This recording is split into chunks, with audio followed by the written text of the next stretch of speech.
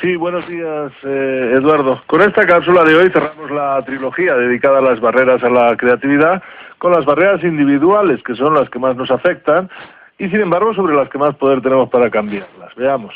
Las más importantes, por ejemplo, la costumbre. Los seres humanos nos movemos entre fuerzas opuestas que con mucha frecuencia, sin embargo, nos hacen, son las fuerzas que nos permiten buscar el equilibrio. Dos de ellas son la tendencia a buscar y a descubrir, es decir, la curiosidad, y la tendencia a mantener y conservar. Es bueno, desde luego, tener hábitos establecidos, pero cuando son rutinas o puras costumbres, vamos a dar predominancia al pensamiento de siempre se ha hecho así, por encima del se puede hacer mejor o diferente, y ahí dejamos de buscar.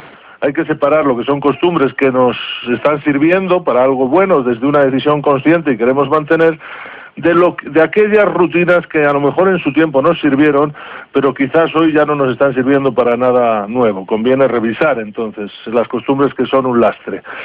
La falta de capacidad de observación. Con demasiada frecuencia vemos pero no miramos. Ya hemos dicho que la imaginación y la creatividad se nutren de imágenes, por lo tanto, lo más importante a veces es descubrir el problema que realmente tenemos y para ello ser un buen observador es fundamental.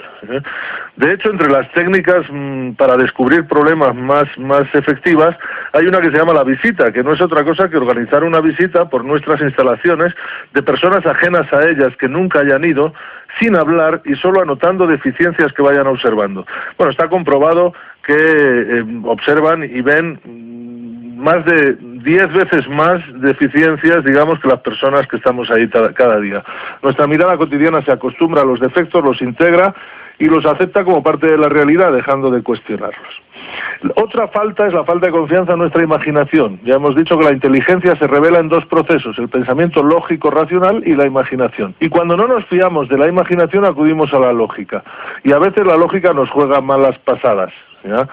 Por ejemplo, alguien demostró científicamente que el abejorro no podía volar debido al peso de su cuerpo frente al escaso tamaño de sus cortas alas. Fue una demostración científica. Lo lógico es que al intentar volar se cayera. Pero como el abejorro no sabe nada de eso, vuela tranquilamente. Es decir, que a veces hay que fiarse más de la imaginación que de la lógica, o por lo menos darle su espacio. Otra barrera muy importante son nuestros esquemas mentales, nuestros prejuicios, que nos ponen muchas veces límites que la vida misma no nos está poniendo. Son límites que suponemos que existen, pero que nadie nos ha dicho que existan realmente.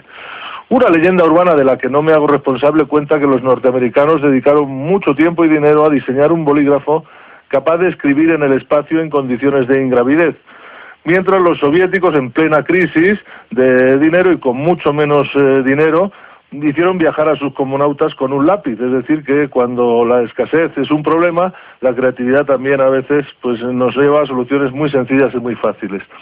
Otro ejemplo es Mayer, un psicólogo que en los años 40 diseñó un test sencillo, muy conocido hoy, donde había que unir 9 puntos con 4 líneas. Todo el mundo intentaba unir los 9 puntos con 4 líneas sin salirse del perímetro que formaban los 9 puntos, lo cual era imposible.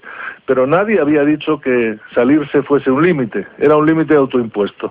Todavía hoy es un test muy conocido.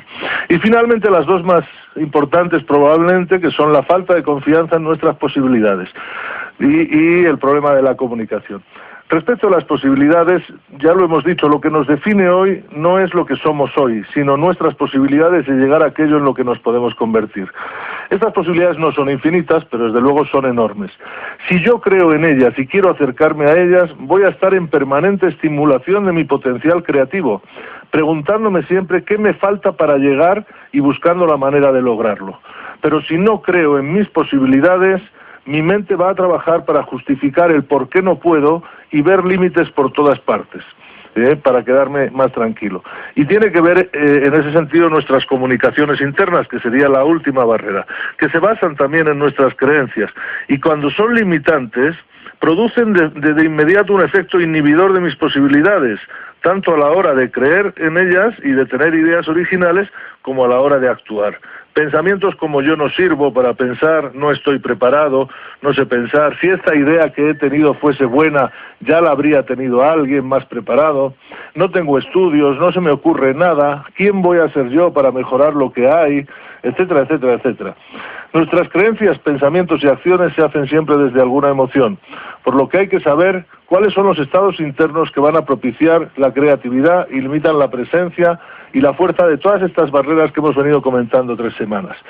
Resumiendo, yo vuelvo a insistir en 4 grandes estados internos que nos van a permitir desarrollar siempre la creatividad, que son la curiosidad permanente, ser espíritus buscadores, hacerse más preguntas que otra cosa, la confianza y la libertad, no tener miedo a pensar ni a expresar ideas nuevas, la ambición, cierto grado permanente de inconformismo con lo ya logrado, que es solo el punto de partida para llegar a lo que está por lograrse, y desde luego la liviandad, pensar con creatividad desde luego no es peligroso, ni tiene efectos secundarios nocivos y además puede ser muy divertido. Por lo tanto, ahí van las preguntas de esta cápsula. ¿Soy conformista con mi realidad, con mi entorno y con mi circunstancia? ¿Tiendo a ponerme yo solito límites y frenos a mi búsqueda de ideas? ¿Me conecto con la impotencia o con la ambición? ¿Tiendo a vivir en emocionalidades expansivas que me ayudan a crecer y a descubrir, o en otras que me hacen sentir pequeño y limitado? Y como siempre, de cara a la acción, Eduardo, ¿qué voy a hacer para cambiar lo que hoy me limita?